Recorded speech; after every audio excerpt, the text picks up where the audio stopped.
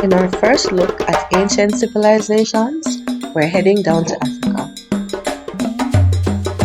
Ancient Egypt. Objectives.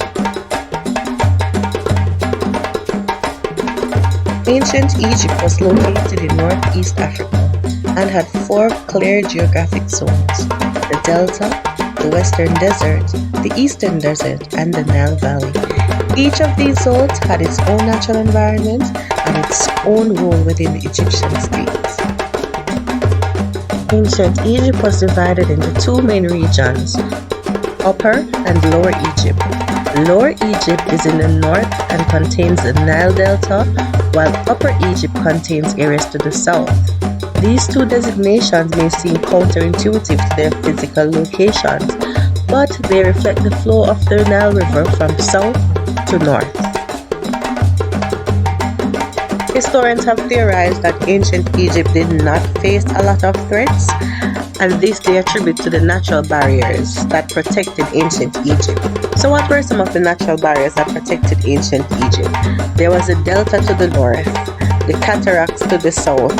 Ancient Egypt had deserts to their west, they had deserts to their east. They also had the Mediterranean Sea to their north. There was also the Red Sea to the southeastern part of the country. So clearly they were very well protected. The next objectives require us to look at the social pyramid of ancient Egypt. Here we have a diagram showing ancient Egyptian society. It's showing the groups that made up the top portion of the society and the groups that made up the bottom. Different images on the internet will show you a different structure, but ideally the top remains the same and the bottom half remains the same. Here we have peasants, craftsmen, merchants, scribes, soldiers, government officials including the vizier, the priest, noble, and the pharaoh of course is at the top. Here we have a different pyramid showing the slaves and the farmers on the same level, craftsmen above them, we have soldiers and scribes on the same level, then we have the nobles and the priests, the vizier and the pharaoh still atop of the pyramid. Here we have a little bit more detail, so let's start out with the peasants. The peasants were primarily responsible for growing crops.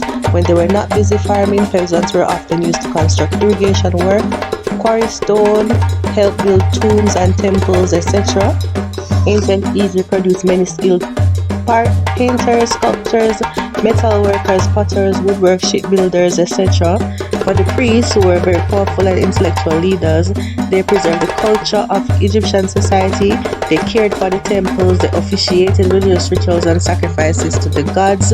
Scribes formed a special class of literate professionals, they formed important bureaucratic duties such as record keeping, tax accounting, and the management of public works.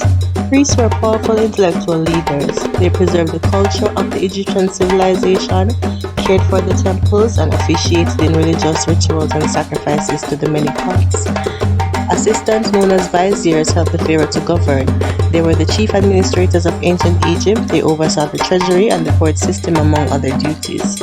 The rulers of ancient Egypt were called pharaohs. They made the laws and controlled the land and its resources.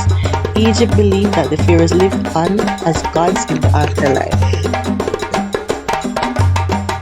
Let us now have a look at some of the ancient Egyptian inventions, starting with the shadoof.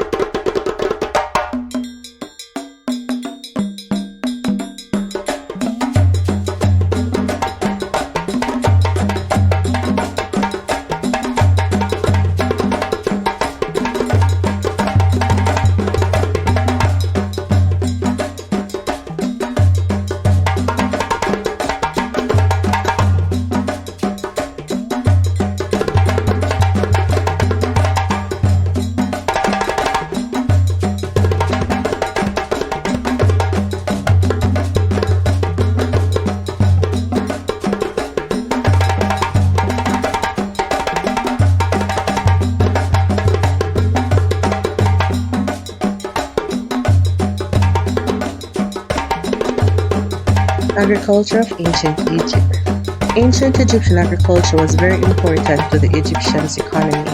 Without the Nile River, however, the ancient Egyptian society would not have existed. They relied on the food they grew and their trade for their civilization to survive. Their ability to plant, grow, and store food allowed them to develop a complex society.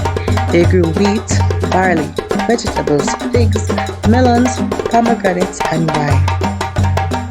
The ancient Egyptians used something called debin to trade for things, with a small copper coin that could be used to buy anything. Let us now look at the role of the Pharaoh in ancient Egypt. As ancient Egyptian rulers, pharaohs were both the heads of state and the religious leaders of their people. The word pharaoh means great house, a reference to the palace where the pharaohs reside. While early Egyptian rulers were called kings, over time the name pharaoh stuck. As religious leaders of the Egyptians, the pharaohs was considered the divine intermediary between the gods and Egyptians. Maintaining religious harmony and participating in ceremonies were part of the pharaoh's role as head of the religion. As a statesman, the pharaoh made laws, waged war, collected taxes, and oversaw all the land in Egypt, which was owned by the pharaoh. Pharaohs were responsible for preserving the right order of society.